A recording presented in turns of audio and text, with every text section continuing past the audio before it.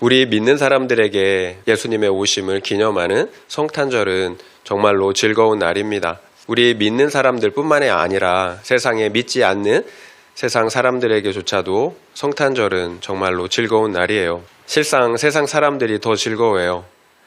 정말로 즐거워합니다. 그런데 문제는 그 성탄절의 진정한 의미를 모르고 기뻐한다는 거예요. 실상 가장 거룩하게 기념해야 할 날을 사실은 가장 향락적이고 퇴폐적이고 또 상업적인 날로 만들어 놓았다라는 거예요. 우리가 반드시 성탄절을 기뻐해야 합니다. 그런데 그 진정한 의미를 알고 기뻐해야 한다라는 거예요. 예수님의 오심이 나와 관계가 없다면 그게 무슨 유익, 의미가 있겠어요? 예수님이 가져오신 그 생명이 나를 살리지 못한다면 그것이 무슨 의미가 있겠느냐라는 거예요. 그래서 알아야 하는 거예요. 예수님의 오심이 우리에게 어떤 의미가 있는지 이것을 알아야 합니다. 오늘 본문 말씀은 예수님이 오시기 전 약 600년 전에 이사야라는 선지자를 통해서 하신 말씀이에요. 오늘 본문 말씀을 통해서 예수님의 오심이 과연 우리에게 어떤 의미가 있는지를 함께 살펴보면 좋겠습니다. 함께 읽은 본문 중에 1절 말씀을 읽겠습니다. 1절입니다. 이새의 줄기에서 한 싹이 나며 그 뿌리에서 한 가지가 나서 결실할 것이요. 이새의 줄기에서 한 싹이 나며 그 뿌리에서 한 가지가 나와서 결실한다고 하십니다. 이새는 다윗의 아버지예요. 다윗의 후손으로 그리스도가 오실 것을 예언하고 있는 것입니다. 그런데 여기에서의 줄기는 히브리어로 게자인데요. 완전히 잘려서 말라버린 나무 밑둥을 의미해요. 생각해 보세요. 밑둥이 잘린 나무, 게다가 보이는 부분은 완전히 말라 있습니다. 이런 나무에게 여러분 소망이 있어 보입니까? 어떤 소망도 없어요. 절망적인 상황이에요. 그런데 그 말라버린 밑둥 아래에서 그 뿌리에서 한 가지가 나왔다라는 거예요. 더 놀라운 것은 그 가지가 자라서 열매를 맺었다라는 것입니다. 어떻게 이런 일이 있을 수가 있을까요? 이 예언은 1차적으로 그 당시 남과 북으로 갈라졌던 남유다와 북이스라엘에게 이루어졌습니다. 북이스라엘은 BC 722년에 아수르에 의해서 완전히 멸망을 당하고 맙니다. 그리고 남유다 역시 BC 586년에 바벨론에 의해서 완전히 멸망을 당하게 됩니다. 이스라엘이 가나안 땅에 들어간 지 약 900년이 흐른 후에 일어난 일이에요. 그리고 완전히 패망한 이스라엘과 유다는 이 나라 저 나라 강대국들로부터 식민 통치를 받으면서 약 600년 동안을 비참한 생활을 해야 했습니다. 그런데 이처럼 밑둥 잘린 나무 같은 이스라엘에게서 한 가지가 나온다라는 거예요. 바로 이스라엘과 인류를 구원하실 구원자 예수 그리스도가 오신 것입니다. 성탄절이 바로 그 구원자가 오신 날을 기뻐하며 기념하는 날이에요. 그러나 앞서서 말씀드렸던 것처럼 우리가 알아야 하는 거예요. 막연하게 예수를 구원자라고만 생각하고 기뻐할 수만은 없다라는 거예요. 우리가 제대로 알지 못하면 어떻게 될까요? 그러면 우리는 2000년 전에 유대인들이 범했던 그 잘못을 동일하게 반복하게 된다라는 거예요. 자신들을 구원하시기 위해서 오신 구원자를 십자가에 못 박았다라는 거예요. 그렇다면 예수님의 오심은 나에게는 어떤 의미도 없는 거예요. 유익도 없다라는 거예요. 예수님의 오심의 분명한 이유를 알아야 합니다. 무엇보다 우리는 왜 그 나무가 밑둥까지 잘렸는지를 알아야 합니다. 왜 유다가 이스라엘이 밑둥까지 잘렸겠어요? 나무를 심는 농부가 원하는 것이 무엇이겠습니까? 열매잖아요, 열매. 결국 유다와 이스라엘이 밑둥까지 잘린 이유는 농부이신 하나님께서 원하시는 열매를 맺지 못했기 때문입니다. 하나님께서 바라셨던 열매는 정의와 공의와 사랑이었어요. 그런데 그들이 맺은 열매는 거짓과 탐욕과 살인과 우상숭배와 같은 죄악의 열매들이었어요. 분명 농부는 극상품 참포도나무를 심었는데 악하고 추한 들포도 열매들이 열렸다라는 것입니다. 결국 우리가 좋은 열매를 맺지 못하는 이유는 못된 나무이기 때문이에요. 농부는 그 땅을 버려둘 수가 없는 거예요. 들포도 나무를 열리면 잘라내는 거예요. 죄인이기 때문에 죄의 열매를 맺는 것입니다. 그게 바로 우리 인류의 모습이에요. 나의 모습, 그리고 우리의 모습이었다라는 거예요. 한 사람도 예외가 없습니다. 하나님께서 원하시는 사랑과 정의의 열매를 맺는 것이 아니라 거짓과 탐욕과 살인과 음란과 우상숭배의 열매들을 맺었다는 것입니다. 여러분, 전쟁과 기아, 그리고 살인과 약탈과 착취로 가득한 이 세상을 여러분 한번 보세요. 왜 전쟁과 기아로 수만의 사람들이 매일 죽어 나가야 하겠습니까? 여러분, 지구가 1년에 생산하는 식량이 약 25억 톤 정도 된다고 합니다. 그 양이면 n분의 1을 하면 전 세계에 있는 사람들에게 나눠주면 한 사람당 하루에 1kg의 그 식량이 돌아간다고 해요. 모든 지구 사람들이 먹고도 한참 남는 양이라는 거예요. 그런데 현실은 어때요? 어느 지역 어느 나라 사람들은 너무 많이 먹어서 성인병에 걸려 죽어요. 또 다른 지역에서는 배가 굶어 그것들을 먹지 못해서 굶어 죽는다라는 거예요. 이것이 지금 우리 인류가 맺고 있는 열매들이에요. 하나님은 풍성하게 부어주세요. 나눠주면 어떤 누구도 고통받지 않고 다 살 수 있다라는 거예요. 그런데 어떤 사람들은 너무 많이 먹어서 죽고 또 어떤 사람들은 없어서 굶어 죽는다라는 거예요. 그러면서도 우리는 어떻게 해요? 하나님께 더 달라고 기도를 한다라는 거예요. 내게 없는 그것을 원망하면서 기도를 한다라는 거예요. 이것이 우리의 모습이에요. 이것이 우리네 인생이 밑둥까지 잘린 이유예요. 죄악된 열매, 농부가 원하지 않는 죄악된 열매를 맺었기 때문입니다. 결국 우리에게 유일한 소망이 있다면 한 가지이신 예수 그리스도가 오시는 것입니다.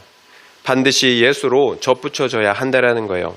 예수 그리스도로 접붙여진 사람들은 반드시 예수의 열매를 맺게 되어 있습니다.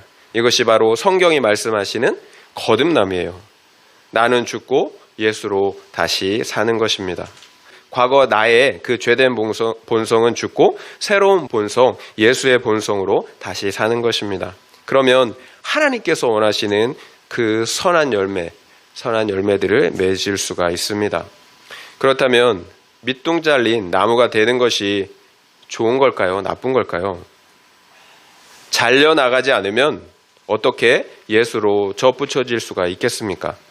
마지막 추순날에는 악한 나무들이 다 잘려져서 불에 던져지게 됩니다. 그러나 농부가 원하는 열매를 맺는 좋은 나무들은 하나님 나라에서 영원히 거하게 됩니다. 결국 당시에는 슬퍼 보이지만 나쁜 열매를 맺는다면 밑둥 잘린 것이 유익한 거예요. 밑둥 잘린 고난이 유익하다라는 거예요. 예수님이 오시는 구원의 사건이 되기 때문입니다. 내 인생 가운데 불어닥친 밑둥 잘린 것 같은 그 고난들은 여러분에게 무엇이었습니까?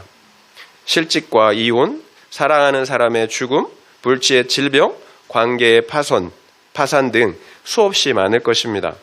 저 역시 마찬가지예요.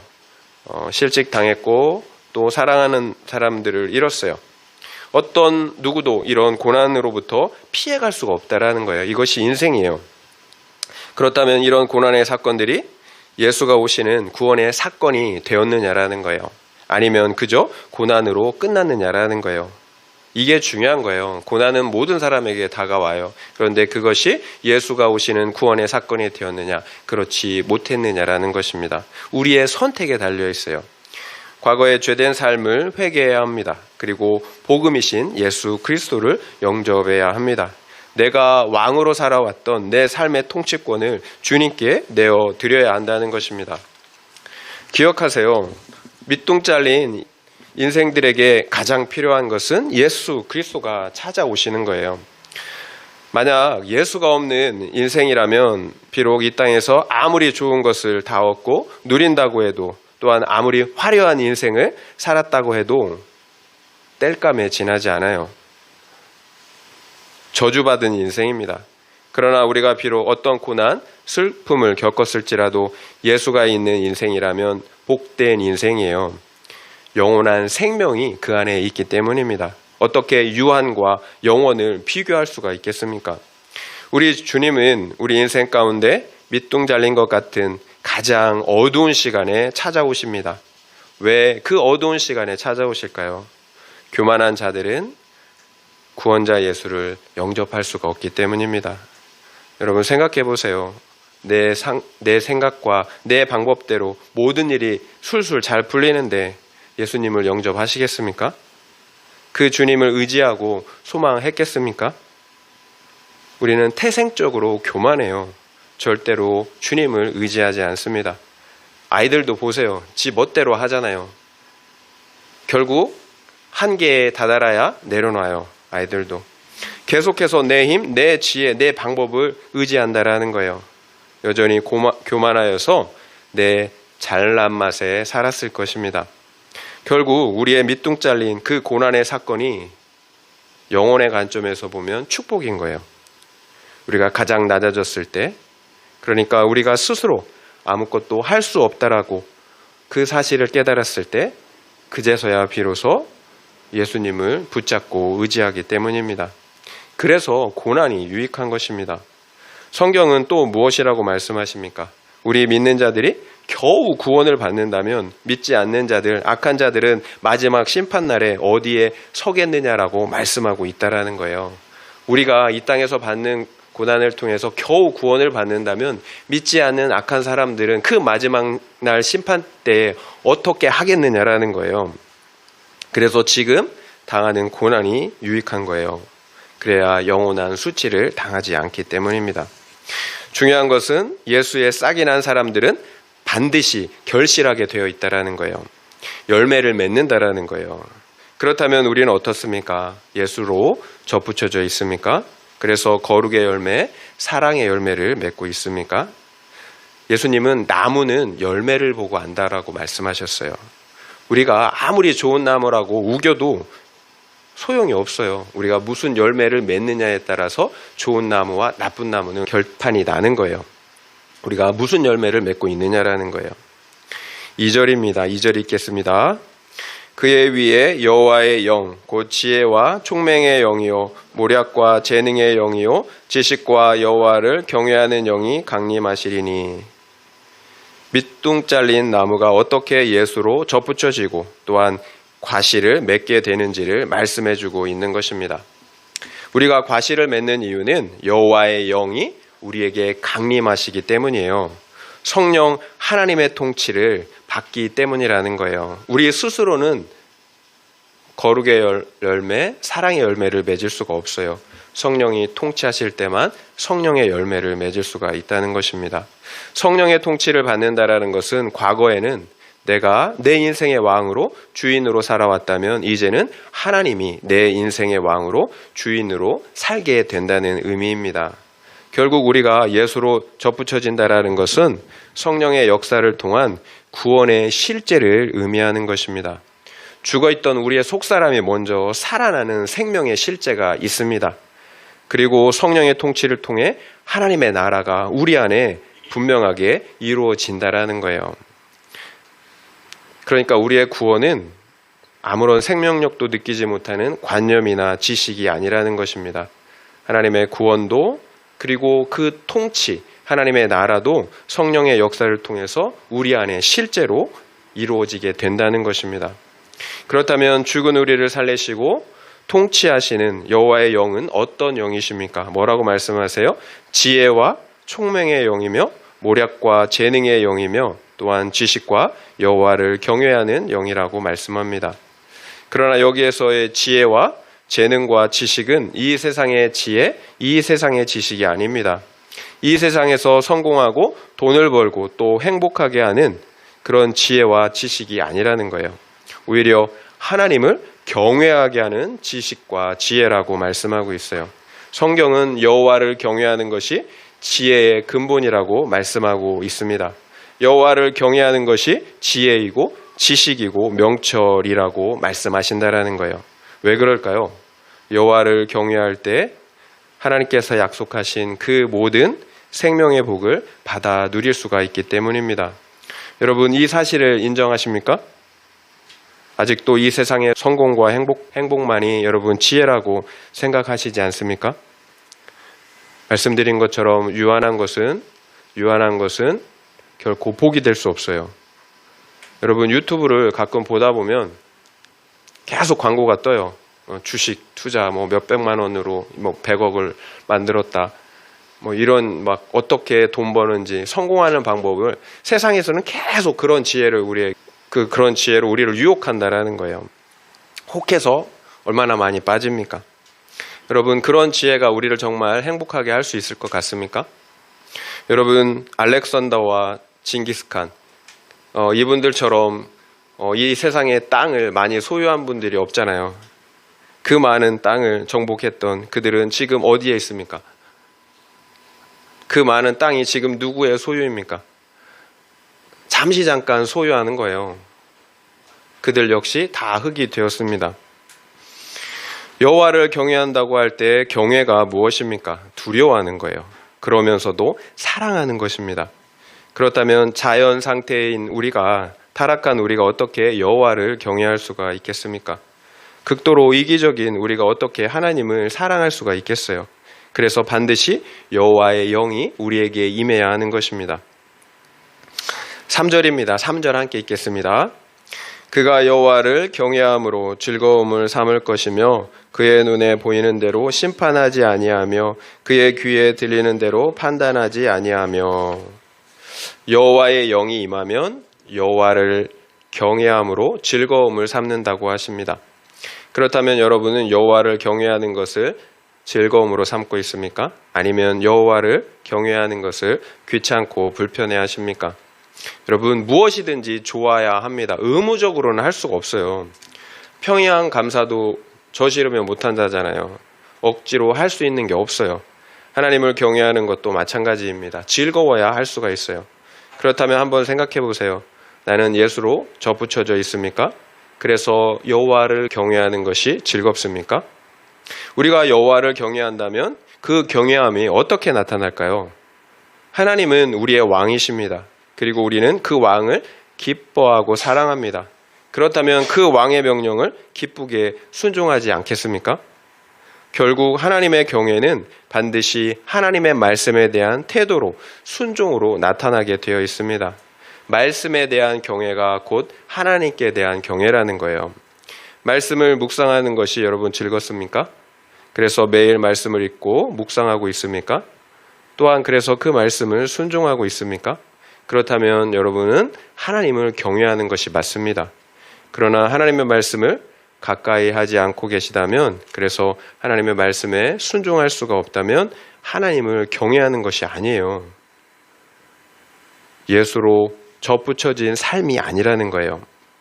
하나님께 대한 경외는 반드시 말씀에 대한 순종으로 나타나기 때문입니다. 그래서 여호와의 영이 임해야 합니다.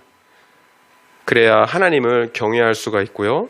그래야 말씀을 기뻐함으로 순종할 수가 있기 때문입니다. 여러분에게 반드시 여호와의 영이 임하는 은혜가 있기를 바랍니다. 여러분 예수 그리스도를 한번 보세요. 그는 근본 하나님의 본체이세요. 하나님이세요. 그런 그가 십자가에서 죽으시기까지 순종하셨습니다. 다른 이유가 없어요.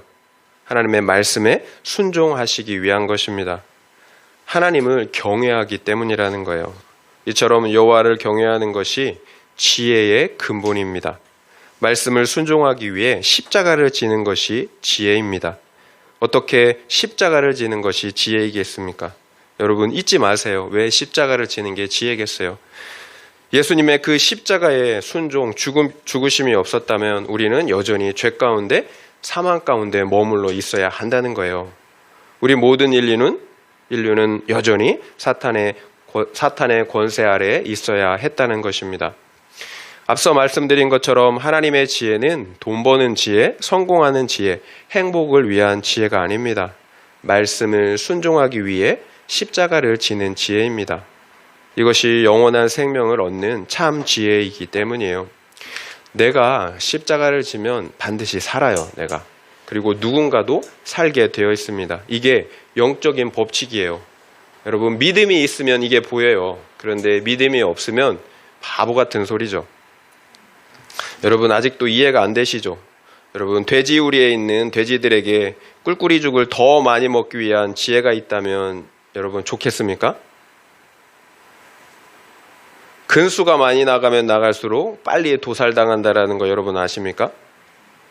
그래서 마지막 날 그 불신자들의 심판은 더 무서운 거예요. 결국 돼지들에게 필요한 것은 도살당하지 않고 살 수 있는 지혜예요. 지금 당장 꿀꿀이죽을 더 많이 먹는 지혜가 아니라는 거예요. 이 세상도 그 정욕도 다 지나간다라고 말씀하고 있어요. 그러나 하나님의 뜻대로 행하는 자는 영원히 거할 것이라고 말씀하고 있다라는 거예요.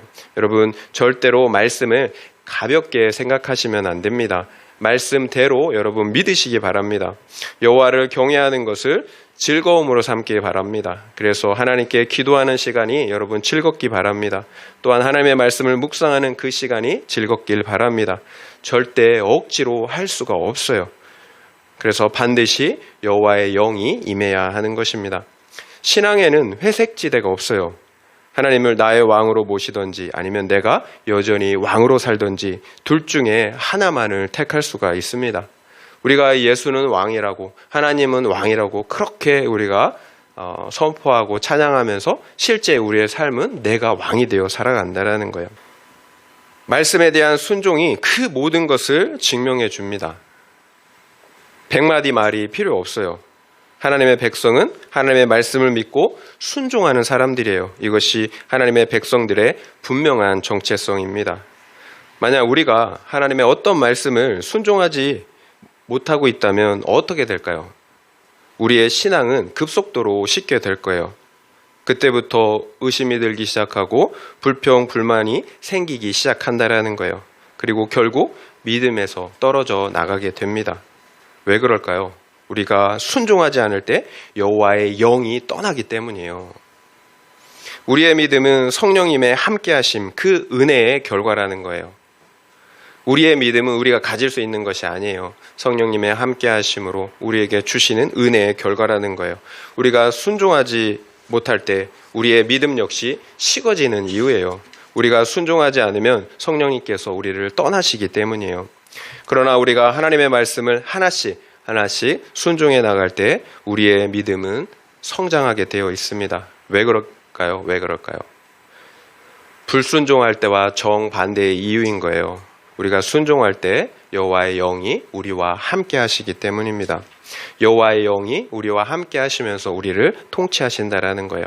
그래서 성경 말씀처럼 있는 자들은 받아서 더 넉넉하게 되는데 없는 자들은 그 있는 것까지도 빼앗긴다라고 말씀하고 있는 것입니다. 부익부, 빈익빈이 이 영적인 세계에서도 있다라는 거예요. 은혜를 누리는 사람과 더 완악해지는 사람들을 여러분 한번 보세요. 그 특징이 분명해요. 결국 말씀 하나를 순종하느냐, 순종하지 못하느냐가 이렇게 중요한 것입니다. 여러분 안 된다고 포기하시면 안 돼요. 예수님은 그 말씀을 순종하기 위해서 십자가를 지셨습니다. 여러분 그 사실을 잊지 마시길 바랍니다. 무엇보다 그 예수가 우리 안에 살고 계십니다. 내가 사는 것이 아니라 예수님이 우리 안에 사신다라는 거예요. 그래서 우리는 십자가를 질 수 없어요. 예수가 우리 안에 사시기 때문에 우리가 십자가를 질 수가 있는 것입니다. 그래서 여러분 절대로 포기하지 마시고 은혜를 구하시기 바랍니다. 은혜의 자리에 있기를 바랍니다. 적용 질문 드리겠습니다. 생각해 볼 수 있는 적용 질문 드리겠습니다. 나는 하나님을 경외하고 있습니까? 그래서 말씀 묵상을 기뻐하며 순종하기를 즐거워하고 있습니까? 그렇지 못하다면 하나님을 경외하지 못하는 영역은 무엇입니까? 한번 생각해 보시기 바랍니다. 나는 하나님을 경외하고 있습니까? 그래서 말씀 묵상을 기뻐하며 순종하기를 즐거워하고 있습니까? 그렇지 못하다면 하나님을 경외하지 못하는 영역은 무엇입니까? 한번 생각해 보시기 바랍니다. 3절 말씀에서 5절 말씀을 읽겠습니다. 3절 말씀을 읽었지만 다시 한번 읽어볼게요. 3절부터 5절입니다.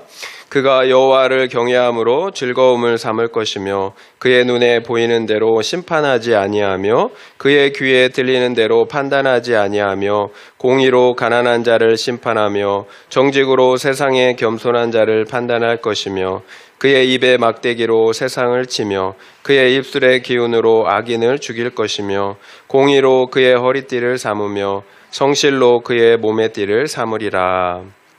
3절 후반부부터 5절까지의 내용을 보면 그리스도의 심판에 대한 내용입니다.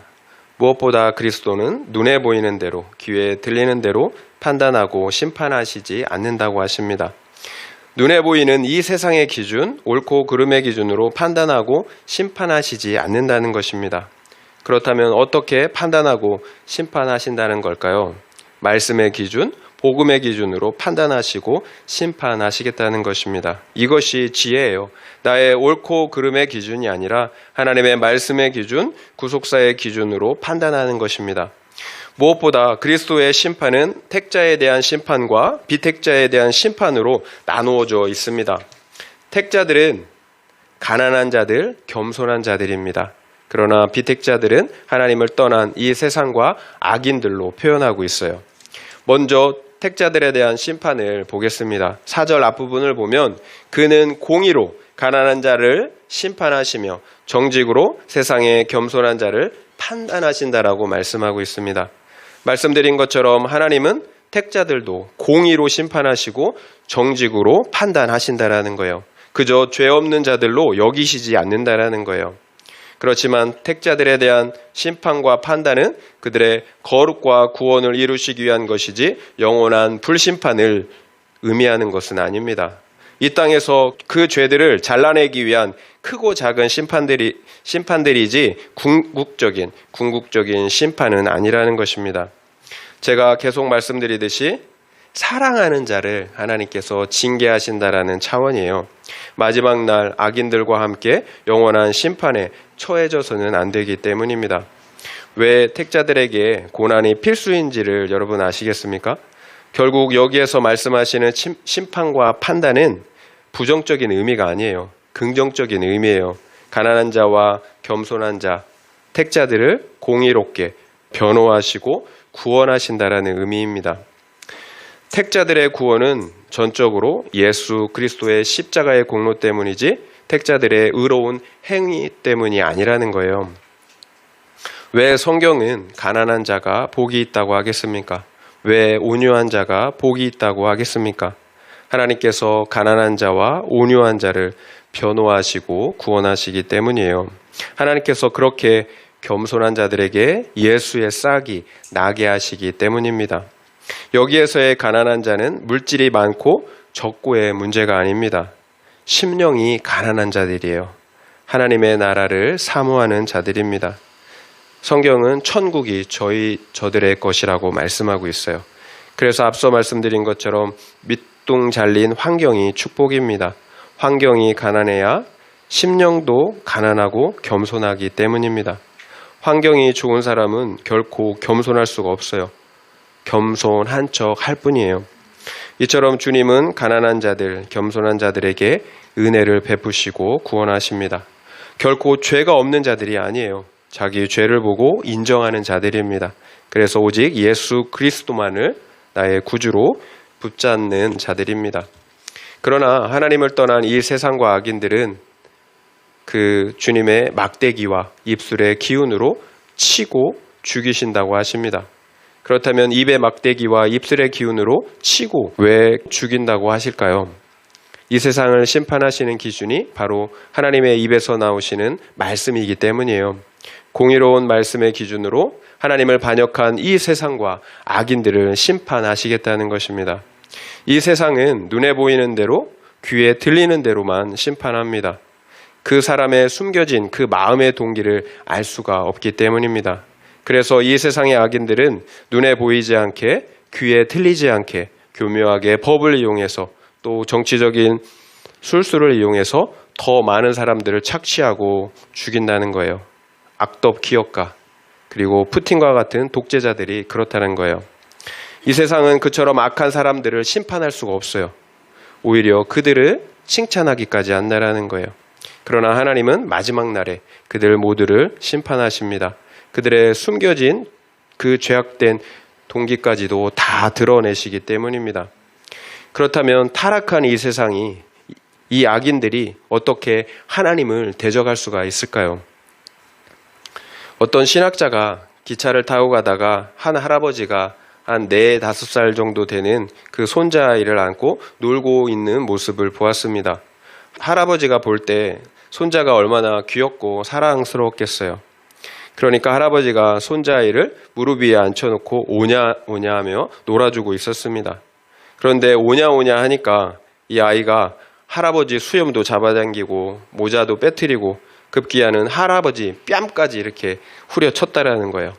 그때 신학자가 한 가지 사실을 깨달았다고 합니다. 그 아이가 할아버지의 뺨을 때릴 수 있었던 것은 할아버지의 무릎 위에 앉아 있었기 때문이라는 거예요. 우리 인류 역시 그 아이처럼 하나님의 무릎 위에 앉아 있기 때문에 하나님을 대적할 수가 있다는 것입니다. 여러분, 얼마나 아이러니합니까? 할아버지가 오냐 오냐 하니까 그 할아버지를 우습게 보는 것입니다. 할아버지의 사랑을 받지 않았다면, 그래서 그 할아버지의 무릎 위에 앉아 있지 않았다면 어떻게 할아버지의 뺨을 때릴 수가 있었겠습니까? 타락한 이 세상 악인들도 마찬가지라는 거예요. 하나님께서 우리에게 베풀어 주신 그 모든 은혜 위에서, 그 무릎 위에서 하나님이 없다는 모든 이론과 사상을 만들어 하나님을 대적하고 있다는 것입니다. 지금 자신들이 어디 위에 있는지를 모르기 때문이에요. 결국 예수의 오심은 어떤 자들에게는 구원의 사건이 되기도 하지만 또 어떤 자들에게는 그 자체가 심판이 된다는 것입니다. 계속 말씀드리지만 내 선택에 달려있는 거예요.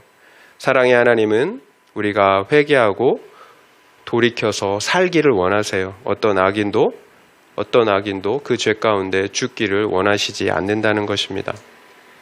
그러나 그 모든 것은 본인의 선택에 달려있는 거예요. 그리스도가 오시면 어떤 자들에게는 분명한 구원이 되지만 어떤 자들에게는 분명한 영원한 심판이 된다는 것입니다. 6절부터 9절 말씀을 함께 읽겠습니다. 6절부터 9절이에요. 그때 이리가 어린 양과 함께 살며 표범이 어린 염소와 함께 누우며 송아지와 어린 사자와 살찐 짐승이 함께 있어 어린 아이에게 끌리며 암소와 곰이 함께 먹으며 그것들의 새끼가 함께 엎드리며 사자가 소처럼 풀을 먹을 것이며 젖 먹는 아이가 독사의 구멍에서 장난하며 젖된 어린 아이가 독사의 굴에 손을 넣을 것이라. 내 거룩한 산 모든 곳에서 해됨도 없고 상함도 없을 것이니 이는 물이 바다를 덮음같이 여호와를 아는 지식이 세상에 충만할 것임이니라. 여기서 그때에는 그리스도의 통치, 곧 하나님의 나라가 회복되었을 때를 말씀하는 것입니다. 이리가 어린 양과 함께 산대요. 표범이 염소와 함께 눕는다고 합니다. 어린 사자가 송아지와 함께 엎드리며 사자가 소처럼 풀을 먹는데요. 아기가 독사의 굴에 손을 넣어도 아무런 해를 받지 않습니다. 이처럼 하나님의 거룩한 산 모든 곳에는 해도 없고 상함도 없습니다. 여러분, 이런 세상 하나님의 나라가 이런 하나님의 나라가 이루어진다고 생각하기만 해도 여러분 설레지 않습니까? 그 이유가 중요해요. 어떻게 이런 나라가 이루어지는가? 물이 바다를 덮음과 같이 여호와를 아는 지식이 세상에 충만하기 때문입니다. 여호와의 영이 임하면 물이 바다를 덮음과 같이 여호와를 아는 지식이 세상에 충만하게 됩니다. 그러므로 이런 놀라운 하나님의 나라가 회복되는 것입니다. 이리와 표범과 사자와 독사가 어떻게 양과 염소와 송아지와 어린아이들과 함께 평화롭게 함께 살 수가 있겠습니까? 본성을 거스르는 거예요. 본성. 그렇습니다. 성령이 임하면, 그래서 여호와를 알게 되면 이리와 같은 사람, 표범과 같은 사람, 사자와 독사와 같은 사람들이 양과 같이 또 어린 아이와 같이 이렇게 순해진다는 것입니다. 변한다라는 거예요. 결국 여호와를 안다라는 개념은 지식적인 암이 아닌 거예요. 성령의 은혜 안에서 갖게 되는 관계적인 알미예요. 관계적인 사귐을 통해서 나의 죄된 성품이 예수님의 거룩한 성품으로 변화된다는 것입니다. 그래서 안다는 것은 지식적인 교리적인 알미 아니라 실제적인 관계 안에서 아는, 그래서 그분의 성품이 나의 성품이 되는 거예요. 이것이 아는 것입니다. 베드로후서 1장 4절 말씀을 읽어드릴게요. 이로써 그 보배롭고 지극히 큰 약속을 우리에게 주사 이 약속으로 말미암아 너희가 정욕 때문에 세상에서 썩어질 것을 피하여 신성한 성품에 참여하는 자가 되게 하려 하셨느니라. 우리를 구원하신 이유가 그 정욕 때문에 세상에서 썩어질 성품, 우리의 과거의 육된 성품을 피하는 거예요. 잘라내는 거예요. 그리고 신성한 성품에 참여하게 하시려는 것이라는 거예요.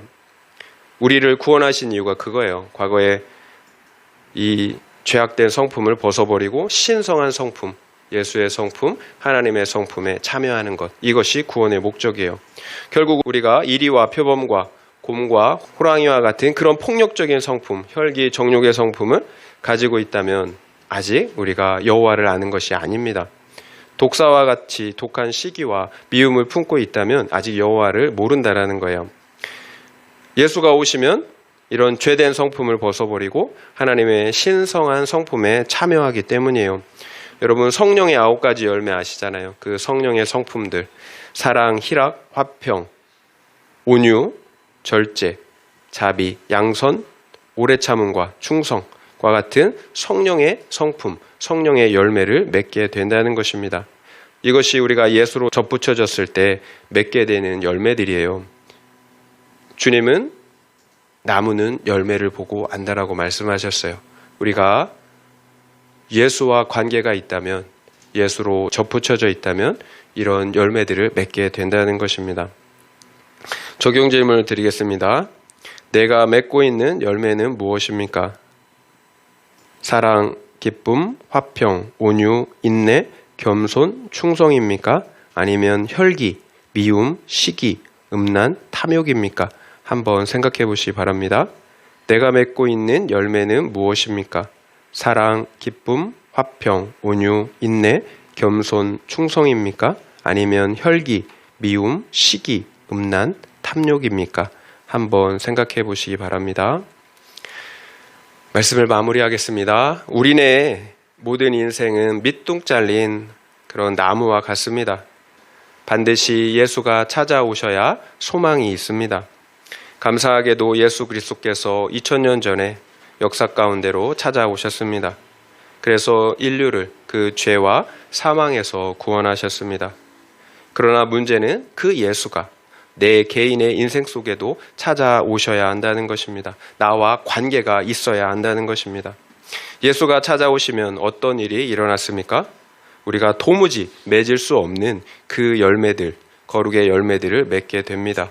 여호와의 영을 우리에게 부어주시기 때문이에요. 첫 번째로 여호와를 경외함으로 말씀을 기뻐하고 순종하게 됩니다. 두 번째로 하나님과 친밀한 교제 가운데 거룩한 성품, 사랑의 성품의 열매들을 맺게 됩니다. 이것이 예수가 찾아오셨을 때 맺게 되는 열매들입니다. 이런 열매들을 맺을 때 우리는 진정으로 성탄절을 기뻐할 수가 있습니다. 왜냐하면 이것이 우리가 구원자 예수 그리스도와 관계가 있다라는 분명한 증거들이기 때문입니다. 그러나 만약 이와 같은 열매들이 없다면 우리는 돌이켜야 합니다. 회개하고 돌이킴으로 진실하게 예수를 영접해야 합니다. 그는 우리를 구원하시는 은혜의 하나님이시지만 동시에 우리를 영원한 풀로 심판하시는 진노의 하나님이시기도 하기 때문입니다. 바라기는 우리 모두에게 이번 성탄절이 진정으로 복이 되고 그리고 기쁜 날이 될 수 있기를 예수의 이름으로 축원드립니다.